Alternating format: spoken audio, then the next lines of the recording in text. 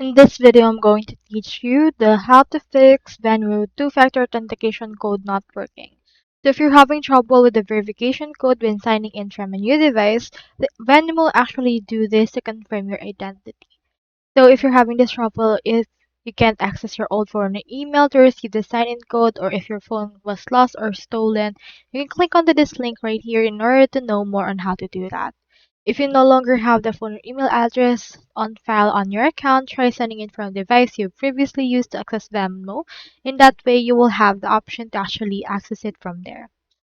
Now, if you can sign in from an old device, you can follow the steps. On the login screen, enter your username, email address, and old phone number, along with your password. On the next screen, tap Other Options to confirm your identity or I don't have access to this phone. And from in there, the contact or support team will verify your identity. You will be asked to provide your name, email address, old phone number, and bank account on file. Provide the role or the full routing number to do that. And after this, you should be able to actually fix this problem. So that's all there is today, and I hope this video helped you out.